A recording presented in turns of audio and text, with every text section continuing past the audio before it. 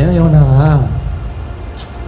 இந்த ஒரு நாள் இருந்து உனக்கு நிழல்ல இருக்க முடியலன்ற ஆவணக்கு செடிக்காக நீ இவ்வளோ பரிதவிக்கிறியே, இடது கைக்கும் வலது கைக்கும் வித்தியாசம் தெரியாத 1,00,000க்கு மேலே ஜனங்க அழியறது எனக்கு எவ்வளோ கஷ்டமாக இருக்கும். நான் பரிதாபியாமல் இருப்பேனோ.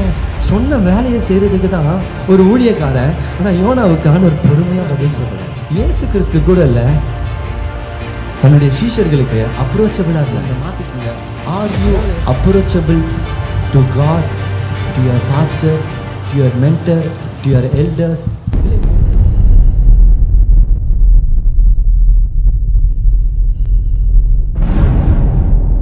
உலகத்தில் உங்களுக்கு உபத்திரவம் உண்டு. இன்றைக்கி என்ன பெரிய பிரச்சனை இல்லை, கிறிஸ்தவர்களாக இருக்கிற நாம கிறிஸ்துவ வாழ்க்கையை சந்தோஷமாகவே வாழ்கிறது இல்லைப்பா. நம்மளை போல் பரிதபிக்கப்பட்டவங்க யாருமே இல்லை. இயேசுவை வச்சுக்கிட்டு சந்தோஷமே கிடையாது. ஒரு பிரச்சனை வந்துருச்சுன்னா பயம், கலக்கம். இயேசுவோடு நடக்கிறவங்களுக்கு, விசுவாசத்தில் உறுதியாக இருக்கிறவங்களுக்கு என்ன நடந்தாலும், யோனா பார்த்தீங்களா பண்ணுறதெல்லாம் சேட்டை. நினிவேவுக்கு போக சொன்னால் அப்படியே எதிர்மறையாக தர்ஷீஸுக்கு போயிட்டு எல்லாத்தையும் பண்ணிட்டு கப்பலின் அடித்தட்டத்தில் போய் படுத்து தூங்கிட்டு இருக்குது. மேலே அங்கே அதாவது தப்பு செய்யாதவெல்லாம் படாத பாடுபடுறான். தப்பை செஞ்சுட்டு உள்ளே போய் படுத்துட்டு. ஏன் நினைக்கிறீங்க நீங்கள்? நம்ம நிறைய நேரத்தில் யோனாவை ஏளனமாக பார்ப்போம். யோனாவுக்கும் கடவுளுக்கும் ஒரு பயங்கரமான உறவு இருந்துச்சுப்பா, பயங்கரமான உறவு. அவன் கடவுளை, நிறைய பேர் கடவுளை புரிஞ்சுக்கிறது ரொம்ப கஷ்டம். ஆனால் யோனா கடவுளை நல்லாவே புரிஞ்சு வச்சிருந்தான். ஏன்னா நீர் இதை தான் செய்வீன்னு எனக்கு தெரிஞ்சதுனால தானே நான் போக மாட்டேன்னு. இப்படி தான் நீங்கள் எடுத்துகிட்டு போய் இந்த உங்கள் எண்டு இப்படி தான் இருக்கும் அப்படின்னு சொல்லி பயங்கர அண்டர்ஸ்டாண்டிங்கில் இருக்குது. அதனால தான் பார்த்தீங்கன்னா நீங்கள் அந்த கடைசி அதிகாரத்தை வாசிங்க அப்படின்னா, அந்த ஆமனுக்கு செடி வந்துட்ட பிறகு இல்லையா, அது நிமித்தமாக அவன் அழிஞ்ச பிறகு கடவுள் மேலே கடும் கோபம் கொண்டு இப்படி எழுதிருக்கு பைபிளை. நீங்கள் வாசிச்சு பாருங்கள். கடும் கோபம் கொண்டு. இன்னைக்கு இந்த காலத்தில் ஊழியக்காரர்களாக இருக்கிற நான் உங்களுக்கு எவ்வளோ அப்ரோச்சபிளாக இருக்கிறேன்னா அப்படின்னு தெரியல. நீங்கள் தான் அதை யோசித்து பார்க்கணும். ஆனால் வேதம் சொல்லுது, கடவுள் மேலே கடும் கோபம் கொண்டா கடவுள் அவனுக்கு பொறுமையாக பதில் சொல்கிறார். ஏன் யோனா இந்த ஒரு நாள் இருந்து உனக்கு நிழலில் இருக்க முடியலன்ற ஆவணக்கு செடிக்காக நீ இவ்வளோ பரிதவிக்கிறியே, இடது கைக்கும் வலது கைக்கும் வித்தியாசம் தெரியாத 1,00,000க்கு மேலே ஜனங்க அழியறது எனக்கு எவ்வளோ கஷ்டமாக இருக்கும். நான் பரிதாபியாமல் இருப்பேனோ. நான் யோசிச்சு பார்த்தால இப்படி கடவுள் அவருக்கு பதில் சொல்லணுமா? சொன்ன வேலையை செய்கிறதுக்கு தான் ஒரு ஊழியக்காரன். ஆனால் யோனாவுக்கான ஒரு பொறுமையாக பதில் சொல்கிறாரு. நீங்கள் பைபிளை வாசித்து பார்த்தீங்கன்னா நல்லா தெரியும். பேதுரு இயேசுவை கடிந்து கொண்டான். கடிந்து கொண்டான்னா ஒரே ஒரு வார்த்தை தான் சொல்ல முடியும். ரெபியூக்குனா என்னெல்லாம் திட்டினானோ தெரியல. நான் பேசுறீங்க ஆண்டவரே, நீங்கள் என்ன எப்படி திட்டினா? கடிந்து கொண்டான்னு போட்டிருக்கு. மரியாதை எல்லாமே திட்டிருக்க மாட்டான். மரியாதையோடு எப்படி தான் திட்டிருப்பான் எனக்கு தெரியல, உண்மையிலே தெரியல. நீங்கள் அதை இமேஜின் பண்ணி பார்த்துக்கு. ஆனால் வேதம் சொல்லுது பேதுரு இயேசுவை கடிந்து கொண்டான். அவர் பேதுவை திருப்பி கடிந்து கொள்ள பிசாசம் தான் கடிந்து கொண்டார். நல்லா அதை கவனிச்சு பாருங்க. ஏன் அதை நான் சொல்கிறேன் அப்படின்னா, இயேசு கிறிஸ்து கூட இல்லை, தன்னுடைய சீஷர்களுக்கு அப்ரோச்சபிளாக இருந்தார். அதாவது என்னன்னாலும் வரும்படியாக. நான் சில நேரத்தில் ரொம்ப எளிமையாக பேசுகிறேன், சில காரியங்களை ரொம்ப ஃப்ரெண்ட்லியாக பேசுகிறேன். எதற்காக தெரியுமா? இன்றைக்கி ஊழியக்காரங்களாம் நீங்கள் வெளியே பார்த்துருப்பீங்க. ஊழியக்காரங்கன்னு அவங்கள குறை சொல்லலை, அவங்க நடக்கிறதே அப்படி தான் இருக்கும். அவங்க இயேசு எப்படி இருக்காரு? அதாவது கிரேக்கர்கள் அவர் இடத்துல வராங்க, சீஷர்கள்லாம் அலோவ் பண்ண மாட்டாங்க. ஏசு சாதாரணமாக மீட் பண்ணுறாரு. ஏசப்பா சாதாரணமாக மீட் பண்ண எவ்வளோ கூட்டம் வந்தாலும் தள்ளிங்க. இன்னைக்கு எஸ்கார்டோடு தான் போகிறாங்கல்ல. கரெக்டாக, நான் யாரையும் குறை சொல்ல, தப்பாக நினச்சிக்காதீங்க. நம்ம ஏசப்பாவை பற்றி பேசுகிறேன். நாம் அப்படி தான் இருக்கணும்ல. நான் நாளைக்கு ஊழியக்காரனா, எவ்வளோ பெரிய ஊழியக்காரனா அப்படி தான் இருக்கணும். எங்கேருந்து வந்தன்றதை நான் மறக்கவே கூடாதியா.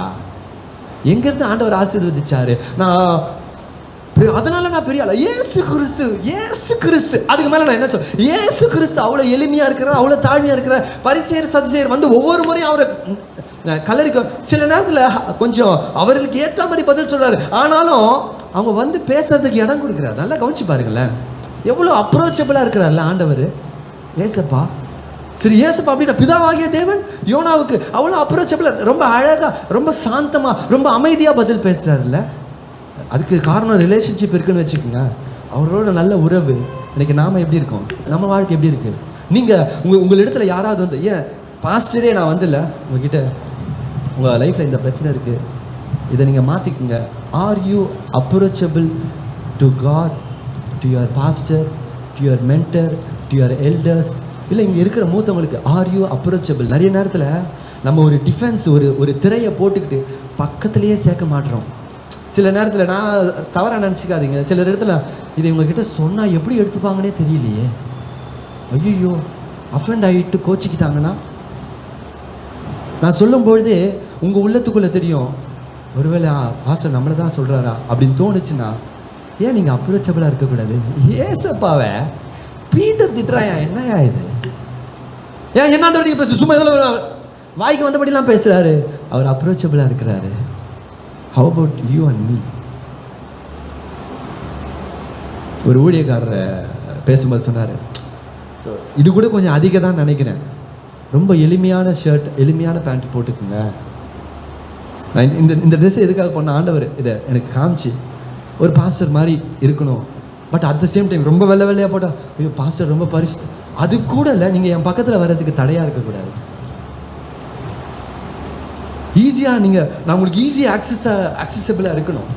ஒருவேளை கொஞ்ச நாளைக்கு இப்போது சில நேரத்தில் என் மனசு கூட நம்ம ரொம்ப ஃப்ரீயாக இருக்கிறோமா, எல்லாருக்கிட்டையும் அப்ரோச்சபிளாக இருக்கிறோம். அதனால் என்ன சொல்லுவாங்க, ஏறி தலை மேலே ஜீசஸ் எப்படி இருந்தாருன்னு பார்த்துக்கோ. நான் இது என் சப்ஜெக்டே இல்லை, ஏன் இதுக்குள்ளே போகிறேன் எனக்கு தெரியாது. ஜீசஸ் எப்படி இருந்தாருன்னு பார்த்துக்குங்க. யோனா கிட்ட பிதாவாகிய தேவன் எப்படி பேசுகிறாருன்னு பார்த்துக்குங்க. இதை நான் 2 உதாரணம் சொல்கிறேன். நீங்கள் பைபிளில் யோசிச்சிங்கன்னா நிறைய உதாரணங்கள் வரும். ஏசப்பாவுடைய தாழ்மைக்கும் சொல்கிறாரு. யோவான் சாமி சொல்கிற ஆண்டவரே முடியாது, பாதரட்சின் அந்த வார் அதை அவிழ்க்கிறது கூட நான் பாத்திரம் இல்லை எப்படி. ஆனால் இயேசு சொல்கிறாரு, இல்லை அதெல்லாம் ரைட்டு தான், தேவ நீதின்னு ஒன்று இருக்குது. எப்படி? தேவ நீதின்னு ஒன்று இருக்குது, உன் கையில் தான் நான் ஞானஸ்நானம் வாங்கணும். சும்மா நீ இது மாதிரி பேசிகிட்டு இருக்காத, தேவ நீதியை செய், எனக்கு ஞானஸ்நானம் கொடு. Jesus is coming and submitting. ஏரோது பிலாத்து கேட்குறான், இது தேவனுடைய குமாரனா?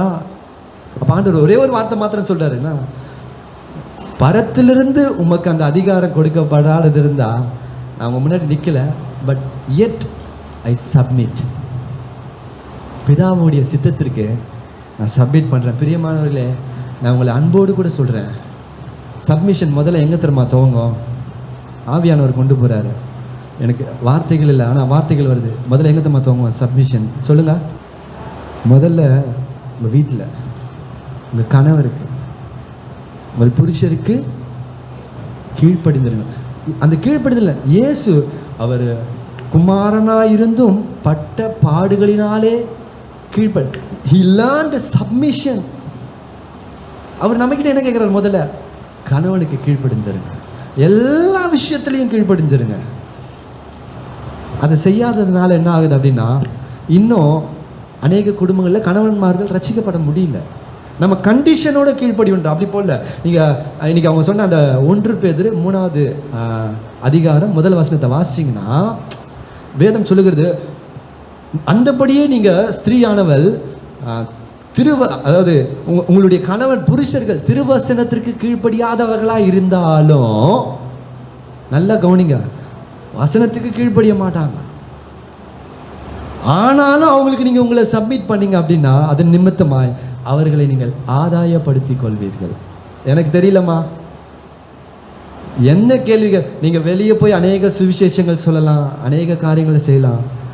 பரலோகத்துக்கு போய் ஒருவேளை நின்றோம் அப்படின்னா முதல் கேள்வி ஆண்டவர் என்ன தெரியுமா கேட்பாரு? ஃபர்ஸ்ட் கேள்வி, நீங்கள் செஞ்சது எல்லாமே வேஸ்ட் ஆகிடும்.